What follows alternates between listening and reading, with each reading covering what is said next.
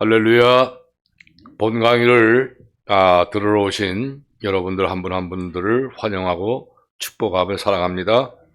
또한 캄보디아에서 이 강의를 경청할 우리 전도사님들, 네 분의 전도사님들, 좀 자세하게, 좀 생소하겠지만 자세하게 확실하게 공부하셔서 빨리빨리 우리 하나님의 귀한 종들 사역자 되시기를 축복합니다.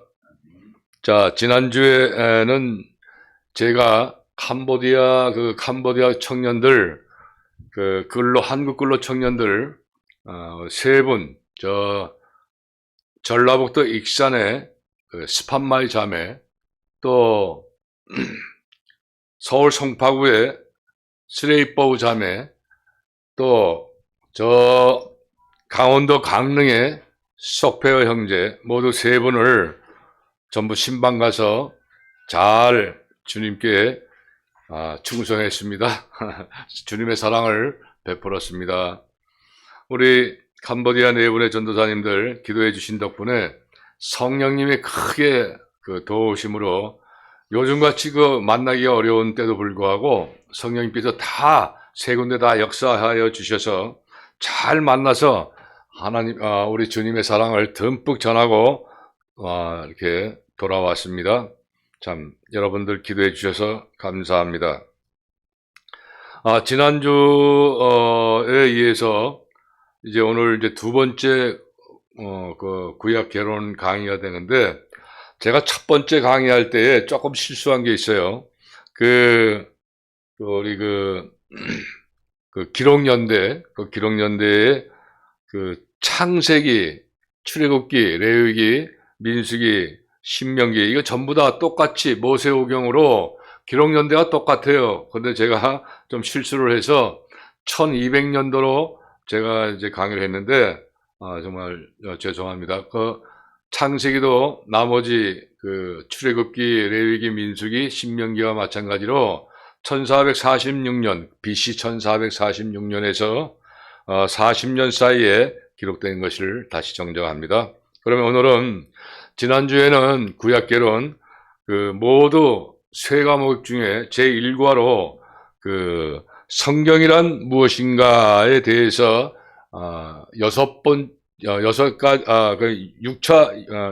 6대지까지 강의를 했어요. 그래서 오늘은 제7대지로 구약 성경의 연대표, 이 연대표에 대해서 오늘 강의가 들어가는데, 지금 칠판에 보신 바와 같이 이 구약 성경 연대표는 이 창세기서부터 말라기까지 하려면, 여러분 이거 자세하게 여러분 강의하려면 수개월이 들어가야 돼요. 그러니까 오늘 주요한 사항만, 여러분들이 꼭 알아야 할 그러한 사항들만 간추려서 강의를 한다는 것을 참고하시기 바라요. 자, 먼저 제7대지인 구약성경 연대표예요. 그래서 요거는 구분이 어떻게 되냐면, 자, 시대별로 또 연대별로, 그다음에 그 사건에 대한 그 성경 장절은 어디에 장절이 되는지, 그다음에 이 중요한 사건은 무엇이고, 거기에 대해서 이제 하나하나 설명을 들어가요. 자, 제일 먼저 이 시대별로는 창조시대, 족장시대, 출애굽시대, 또 가나안 정복시대, 사사시대, 통일왕국시대, 분열왕국시대, 바벨론 포수와 회복기, 또 신구약 중간시대, 일명 암흑기라고도 하는데, 요거에 대해서 하나하나 이제 지금부터 설명에 들어갑니다. 자, 먼저 창조시대. 기간은 요건 이제 퀘스천 마커 들어갔죠. 우리는 이건 아무도 몰라요. 하나님밖에 몰라. 자, 요 창조 때부터, 하나님이 천지를 창조하실 때부터 이 BC 2166년 요 사이에 일어났던 주요 사건은, 성경에는 창세기 1장 1절로부터 11장 9절까지의 말씀인데, 중요 사건은 여러분도 잘 아시다시피 천지 창조와 홍수. 그래서 이 천지 창조의 주요 인물은 아담이겠죠. 잘 아시죠? 홍수의 주요 인물은 노아. 그래서 이 아담은 인류의 조상이라고 그래요. 그 다음에 노아는 세상의 조상이라고 말들 하죠. 자, 그 다음 족장시대 BC 2166년부터 1806년까지의 성경 장절은 창세기 11장 27절부터 창세기 50장 26절까지의 말씀인데, 자, 여기서 중요 사항은 BC 2166년도에 아브라함이 출생을 해요. 또 2106년도에는 아브라함이 우르를 떠나가요. 이때는 이름이 아브람이죠. 아브람인데 요 우르를 떠나가는 거는 그의 아비하고 이제 떠나가는 건데, 이때는 하나님이 개입하지 않아요. 근데 60세에 떠납니다. 그런데 2091년 이때는 아브라함이 하란을 떠나요. 75세 때. 이때는 하나님이 명령을 해서 이때부터 이제 시작이 되는 거예요. 믿음의 조상 시대가 되는 거죠.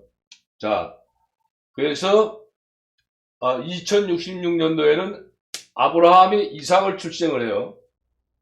그 다음에 이삭은 야곱을 출생해요. 60년 후에. 야곱.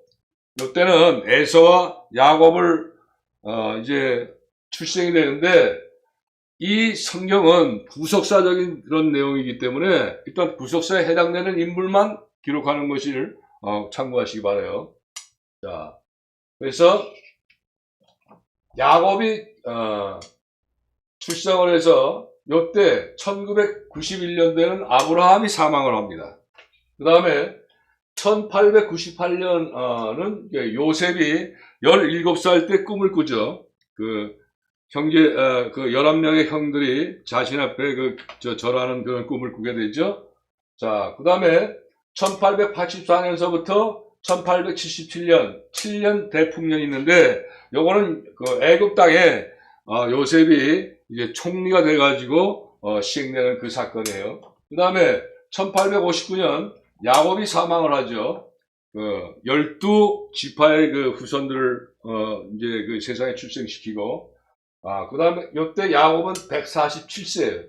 그 다음에 요셉이 1805년, BC 1805년에 요셉이 사망을 합니다. 요거를 전부 다 통틀어서 믿음의 조상 시대라고 이야기를 해요. 자, 다음 이 출애굽 시대 BC 1527년에서 1406년 동안 성경은 출애굽기 2장 1절로 신명기 34장 12절까지의 말씀인데, 중요 사건은 BC 1527년에 모세가 출생을 합니다. 또 1446년엔 이스라엘 백성들 애굽에서 탈출 사건이 있죠. 자, 그 다음에 1445년은 성막이 건축이 돼요. 여러분, 그 광야 생활을 하면서 불기둥이 낮에는 구름기둥, 밤에는 불기둥으로 옮기면서 성막을 만들어서 그때 계속 지고 다니면서 구름기둥이나 불기둥이 설 때 그때 성막을 내서 이제 제사를 드리고 했던 것이죠. 그래서 이때 그 성막이 1445년에 건축이 돼요. 근데 요때 1차 인구조사를 하죠. 1차. 자, 그 다음에 40년이 지난 다음에 요단강가에서 2차 인구조사를 해요. 자, 요건 아주 중요한 사항인데, 우리가 이 세상에 예수님을 믿고 구원을 얻어서 이제 천국에 가는 그런 과정, 연단 과정을 하나님께서 그 모형적으로 나타낸 그런 사건이에요. 아주 중요하죠.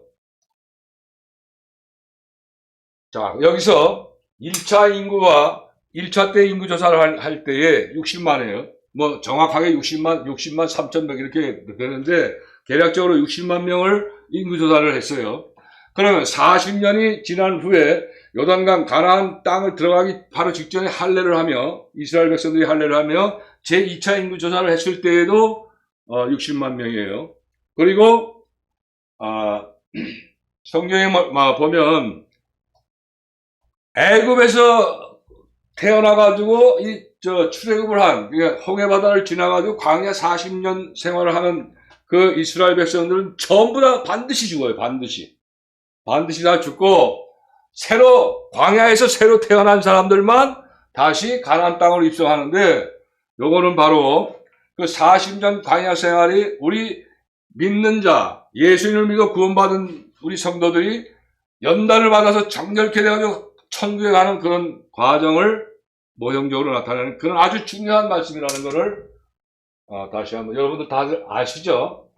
자, 다시 한번 이제 말씀을 드리는데, 요때 BC 1406년도에 가나안 땅 들어가기 전에, 입성하기 전에 모세가 죽죠. 자, 다음 가나안 정복 시대는 BC 1406년도에서 1390년까지 성경은 여호수아서 1장 1절로 24장 32절까지의 말씀인데, BC 1405년에는 만나가 그쳐요.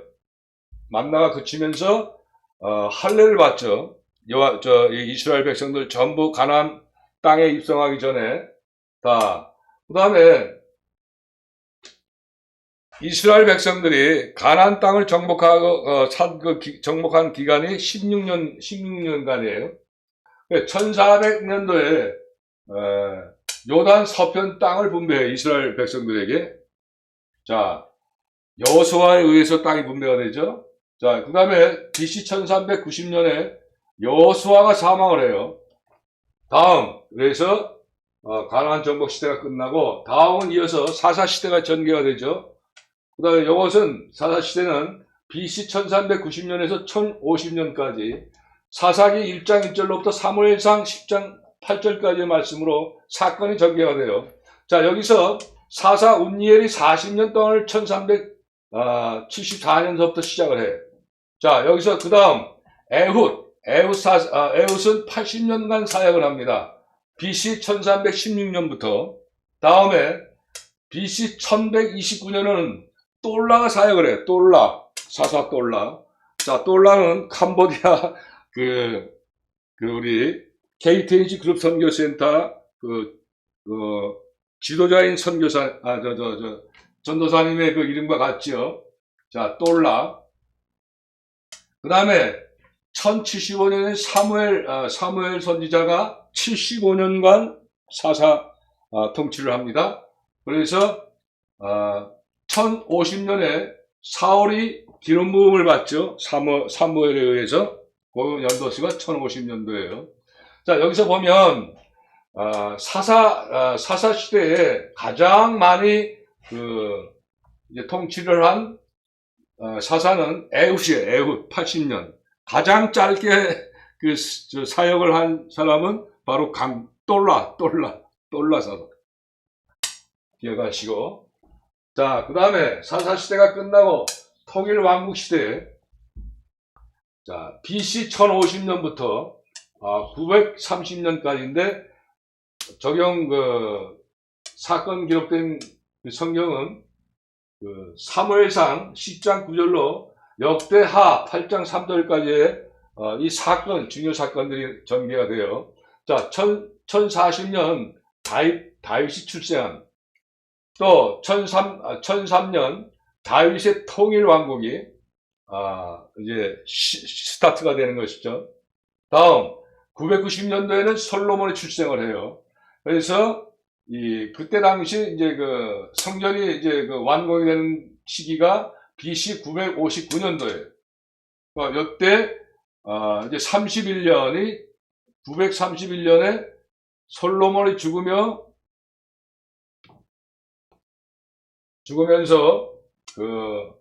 이스라엘 통일 왕국이 분열이 됩니다. 그래서 남유다와 북이스라엘로 분열이 되죠.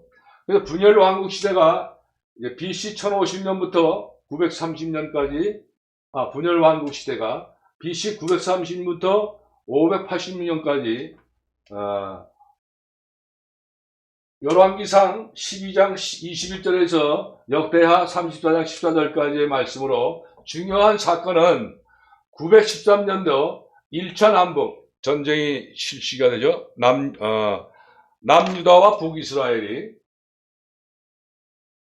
그 다음에 733년에는 그동안에 뭐 2차, 3차, 4차 이렇게 쭉 나가는데 마지막으로 5차 남북전쟁은 733년도부터 이때 남북전쟁이 일어나요. 그 다음에 중요한 사항은 BC 728년에서 697년에 종교개혁이 이루어져요. 히스기야 왕 1년 때. 그 다음에 이건 남유다예요. 722년도 북이스라엘 사마리아가 함락이 됩니다.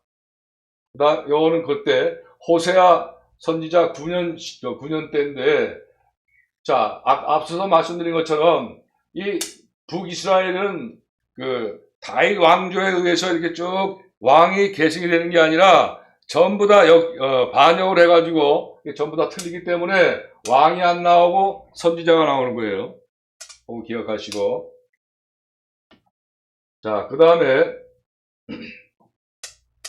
BC 586년에는 결국 남유다까지 예루살렘이 함락이 돼요. 이때는 이제 시드기야 왕 11년 때예요. 11년. 자, 분열 왕국의 시대가 끝나고 이제 바벨론 포스와 회복기가 되는데, 여기서 포스라고 하는 뜻은 두 가지 의미가 있어요. 우리 야구 경기 때 볼을 피처에 의해서 받는 역할을 하는 사람 포수라고 그러고, 또 한 가지는 사냥총을 가지고 짐승을 잡는 그 직업을 말하는데, 이건 후자예요, 후자. 자, 바벨론 호수와 회복기는 BC 586년에서 400년 사이에 이런 사건들이 이루어지는데, 다니엘서 3장 1절로 30절까지 BC 580년에 다니엘의 풀무불 세 친구 사건이 있어요. 자, 이때 당시 느부갓네살 통치신데, 자, 이 다니엘의 세 친구는 이 하나냐는 이제 히브리 이름이에요. 근데 바사의 이름은 사드락으로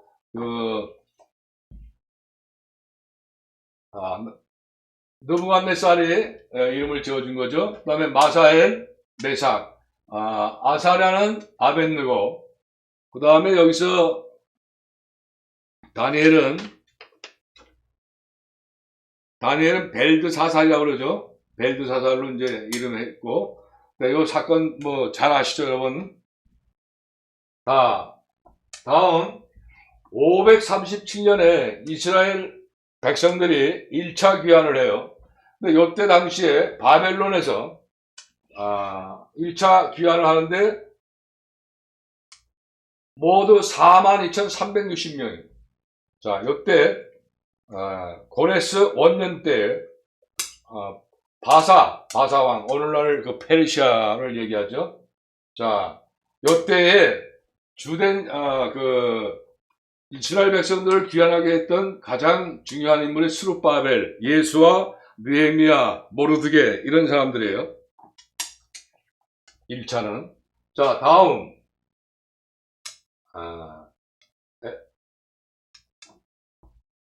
479년 BC 479년은 에스더 왕 후 간택한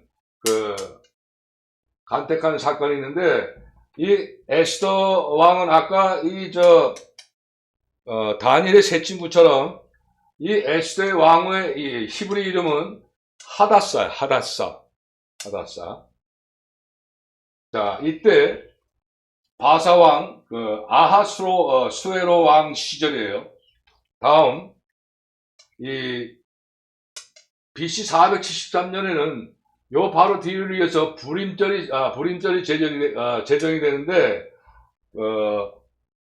이때 하만이 유대인 포로를, 자신의 나라에 있는 유대인 포로를 모두 진멸하는 계획을 하는데, 결국 하나님께서 실패하게 만드셨어요. 여러분들 잘 아시죠? 요게 바로 아달월 14일 15일인데, 오늘날에도 이스라엘 유대인들은 이 불임절을 지키고 있는데, 요게 중요한 사건은 뭐냐? 만약에 이때 당시에 이런 에스더 왕하고 하나님이 역사 섭리를 하지 않으셨으면 구속사가 끊어지죠. 그렇기 때문에 하나님의 이런 모든 섭리를 구속사를 이어나가신다는 중요한 사항 때문에 여러분들에게 설명하는 겁니다. 자, 그 다음에 그래서 오늘날도 이 아달월이라고 하는 것은 12월을 이야기하는 거예요. 그러니까 히브리 사람들의 달력으로. 근데 매달 14일, 15일을 매년 이제 불임절을 지키는데 13일에는 전 유대인들이 금식을 합니다. 그래서 3일 동안 이제 절기를 지키는 것이죠. 자, 그 다음, 이 458년, 이때 이스라엘 백성들이 2차 귀환을 합니다. 이때 2차 귀환을 하는데, 이때 숫자가 작아요. 1754명. 이때는 바사왕, 아닥사스다왕 7년 때예요. 이때는 1차는 수룹바벨과 예수아와 이런 분들, 이제 대표적으로 수룹바벨 귀환이라고 그래요. 자, 2차는 에스라에 의해서 이제 귀환은 되는 것이고, 자, 3차 이스라엘 백성들의 귀환은 444년도에, 아닥사스다 왕 20년 시기에 느헤미야의 주력으로 해서 귀환을 하는 것입니다. 귀환을 했던 거예요. 자, 다음, 마지막으로, 말라기 6장 1절로부터 4장 6절까지에는 결국 이제 연대는 BC 435년에서 425년 10년간 말라기 선지자의 활동의 사건이 기록이 되어 있는데, 구약의 마지막 선지자의 그런 활동 내용이 있다는 것을 참고하시고, 다음 BC 404년부터 331년, 그러니까 BC 404년부터 BC 3년까지. 자, 요 BC 3년은 이제 예수님께서 탄생하신 그런 연도인데, 주요 사건은 동방박사 사건이에요. 근데 요거 BC 3년과 4년은 성경학자마다 좀 주관하는 게 틀려요. BC 3년이라고 하는 분도 있고 4년이라고 하는 것도 있는데 그거 참고하시고. 자, 그래서 이 신구약 중간시대는 암흑기라고 돼요. 암흑기. 선지자를 하나님이 보내시지 않았기 때문에. 자, 그래서 주요한 사건은 BC 444년부터 331년까지 바사국의 쇠퇴기를 사건들이 있고, 자, BC 336년에 323년에는 헬라 알렉산더의 통치가 통치를 한 그런 연도예요. 그런 사건이 있고, 자, BC 331년에서 331년도에는 가우가멜라 전쟁이 있어가지고 바사가 멸망을 해요. 오늘날의 페르시아를 얘기하는 건데, 멸망을 하고 BC 199년에서 199년도는 헬라, 오늘날의 그리스를 얘기하는 것이죠.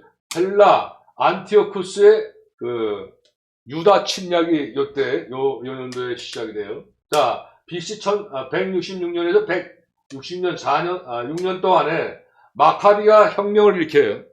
그래서 유다가 독립이 돼. 그리고 BC 40년에는 로마로 피신했던 헤롯이 유다의 분봉왕으로 임명이 됩니다.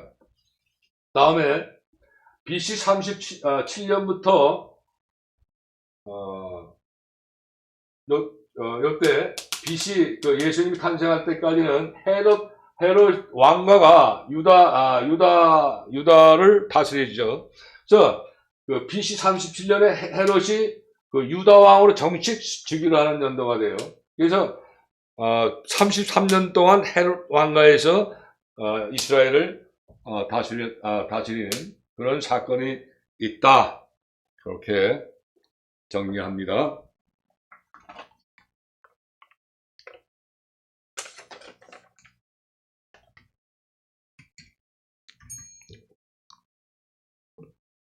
자, 다음은 제8대지로, 자, 구약성경은 무엇인가? 구약성서는 성령의 영감에 의해서 쓰여진 책이며 오랜 준비 단계를 거쳐서 선별되고 수집된 것이다.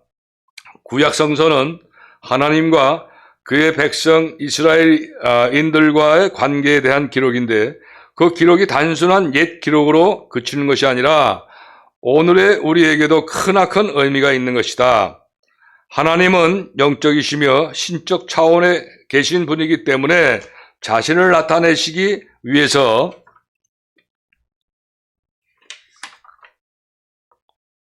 이 사건화, 역사화가 필요했다. 그래서 먼저 하나님은 온 우주를 만드시는 창조 사건을 일으키시고 거기에 인간을 창조의 절정으로 만드신 것이죠. 그리고 온 인류의 구원을 위해 자신을 계시하시고 인류를 구속하는 일을 위하여 하나의 인물, 한 가정, 한 민족으로 이어지는 선택 사건을 일으키신 것이죠. 그것이 바로 아브라함이요, 그 아들 이삭과 야곱과 그의 12아들임, 나아가서 이스라엘 민족을 나타내는 것이죠. 자, 이 이스라엘의 선택 민족을 통해서 하나님은 자신의 속성과 행위를 폭로하시며 하나님의 자신의 구원의 의지와 섭리를 계시하시는 것이죠. 그래서 이스라엘 역사는 바로 역사 사건은 바로 하나님의 사건이요.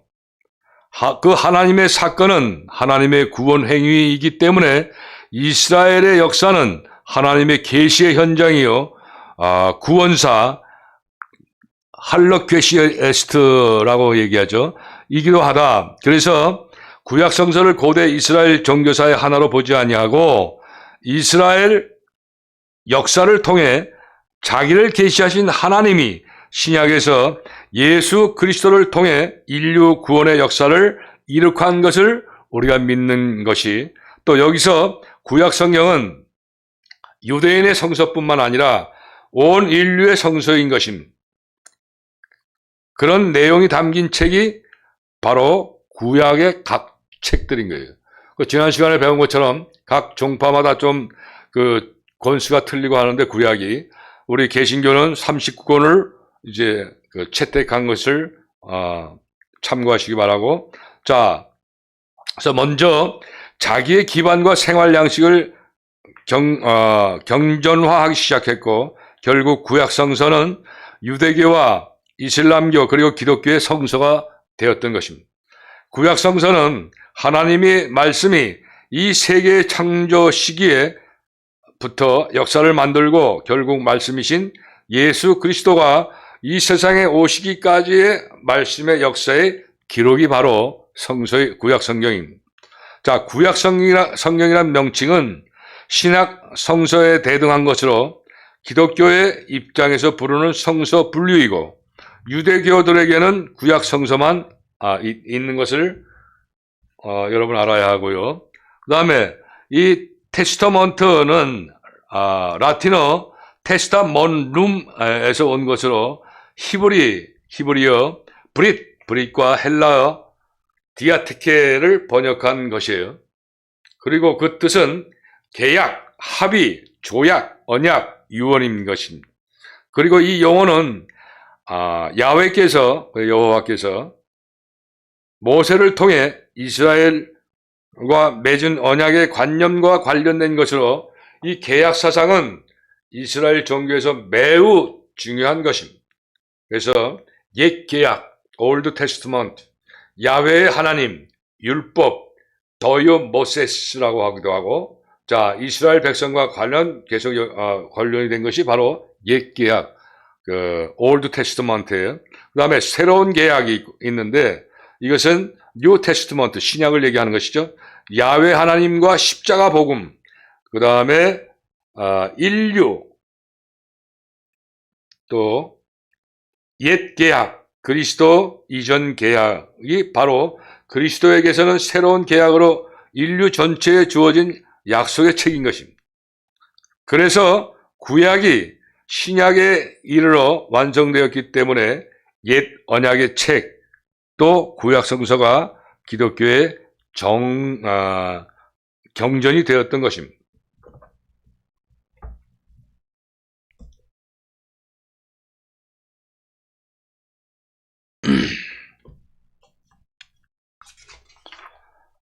그리고 이 구약은 우리의 믿음과 복종을 요구하는 말씀이기도 합니다. 구약은 오랫동안 잊혀졌다가 고고학자들에 의해 발굴되어 잊혀진 과거를 되살리는 데 도움이 되는 고대 비석이나 문서가 아니라 구약은 예수 그리스도와 사도들의 신임장을 들고 우리 앞에 나타나 우리의 믿음과 복종을 요구하는 하나님의 말씀인 것입니다. 그리고 예수 그리스도와 사도들이 구약에 대해서 무엇이라고 말하는 걸 한번 들어보십시오. 너희가 성경에서 영생을 얻는 줄 생각하고 성경을 상고하거니와 이 성경이 곧 내게 대하여 증거하는 것이로다. 요한 사도가 5장 39절에 기록을 했죠. 자, 그런즉 유대인이 나음이 무엇이며 할례의 유익이 무엇이며 범사에 많으니 첫째는 저희가 하나님의 말씀을 맡았음이니라. 로마서 3장 1절에서 2절까지의 말씀이죠. 자, 성경은 능히 너로 하여금 그리스도 예수님 안에 있는 믿음으로 말미암아 구원에 이르는 지혜가 있게 하느니라. 모든 성경은 하나님의 감동으로 된 것으로 교훈과 책망과 바르게 함과 의로 교육하기에 유익하니. 디모데후서 3장 15절에서 16절까지의 말씀이죠. 자, 결국 신약의 증거에 의하면 구약은 그리스도 오시기 전에 하나님의 말씀인 것입니다. 그리고 이 말씀이 만약에 없었다면 그리스도의 주장이나 그가 선포하신 하나님의 나라의 복음은 그 타당성을 상실하게 되는 것이죠. 바로 예수 그리스도의 말씀의 문맥을 볼 때에 이 구약은 그리스도 자신과 그의 복음을 판단하는 입장에 서는 것이며 그리스도의 메시아 되심을 결정적으로 공인하는 역할을 하는 것이 바로 구약 성경인 것입니다. 오늘날 학자들이 구약은 필요 없다 이런 말은 큰일 나는 이단이 하는 얘기입니다.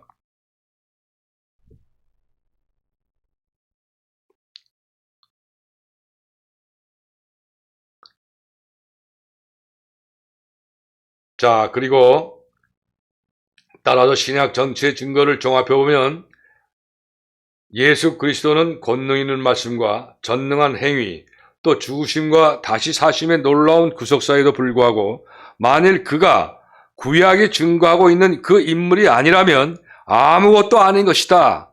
그렇게 그만큼 구약의 중요성이 있다는 말씀이죠. 따라서 구약은 단지 고고학적 문서가 아니라 그리스도와 사도들의 신임장을 들고 와 우리의 복종과 믿음을 요구하는 살아계신 하나님의 말씀인 것입니다. 이게 바로 구약 성경입니다. 자, 다음은 9번째 대지로 이 구약 개론의 의미에 대해서 설명하고 오늘 강의를 마칠까 합니다. 자, 이 개론 영어로 보면 introduction이란 이 말은 원래 그 라틴어 introducer, 즉 인도하다, 소개하다에서 왔어요. 그리고 이 개론이라는 뜻은 데려오고 안내한다는 행동을 의미하는 거예요. 그래서 구약 개론이란 구약의 내용을 이해하고 연구하는 데 준비가 될 어떤 예비적인 제목들을 취급하는 과목과 모든 연구를 말하는 것이 바로 구약 개론의 의미인 것입니다. 여기서 예비적 제목들이란 성서의 형성, 성경의 형성과 본문의 보존과 전수사의 또 각 책의 기자, 연대, 역사적 배경, 목적, 내용 전개, 통일성과 문학적인 특성, 또 말씀의 그 교훈적인 핵심 등을 말하는 것을 바로 구약 개론의 의미를 나타내는 것이에요. 그리고 이 구약 개론은 정경과 성서 본문 같은 성서 전체에 관계된 제목들을 취급하는 일반 개론과 성서의 각 부분이나 또는 하나하나의 책에 관한 문제들, 즉 각 책의 통일성, 또 기자, 연대, 목적, 문학적 성격을 취급하는 특수 개론으로 분류가 되는 거예요. 그래서 본서는 일반 개론을 전반부에서는 서론적으로 취급하고 특수 개론은 모세 오경으로 시작하여서 각 책을 역사서, 또 시가서, 지혜서, 예언서로 분류해서 앞으로 각각 취급을 하여 여러분들에게 계속 이제 이 분리된 그 내용들을 이제 강의에 들어가는 것입니다. 그래서 이상과 같이 오늘 제 2주차 구약개론 강의는 9대지까지, 그러니까 구약개론의 의미까지, 오늘은 3대지로서 성경의 연대표와 또 구약 성경은 어떤 것인가, 또 구약개론의 의미는 무엇인가에 대해서 이제 강의를 했는데, 특별히 제가 이걸 지우지 않는 이유가 있어요. 이 캄보디아 4분의 전도사님들은 이 칠판에 된 적혀 있는 이 내용들을 여러 번 반복을 해서 아예 여러분들 그 노트에 써놓고 계속 외우세요. 중요한 사건들만 강의 이제 기록 연대표에 이제 설명을 드렸는데, 이 내용들은 여러분들이 구약의 어떤 그 흐름과 구약의 주요한 사건들을 인지해야만 여러분들이 하나님 말씀을 증거하는 데 많은 도움이 되기 때문에 그렇습니다. 자, 그러면 특별히 우리 캄보디아의 4분의 전도사님들은 이 강의가 좀 지난 1차에도 그 댓글에 보면 공부 잘했습니다 라고 했지만 여러분들 상당히 어려워요. 그렇기 때문에 항상 반복해서 또 보고 여러분들 이 구약개론, 또 앞으로 진행되는 그 신약개론, 이런 성경에 관해서 공부하는 거기 때문에 이게 아주 절대적이에요. 열심히 공부하시길 바랍니다. 수고하셨습니다.